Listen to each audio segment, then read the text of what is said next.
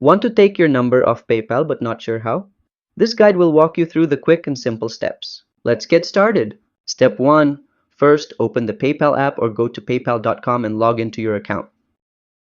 Step 2. Next, click the settings gear icon at the top right corner of the screen. Step 3.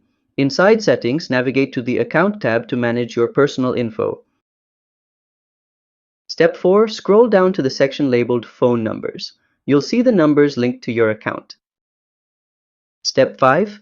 Next to the number you want to remove, click the three dots, then select Remove, confirm when prompted, and you're done.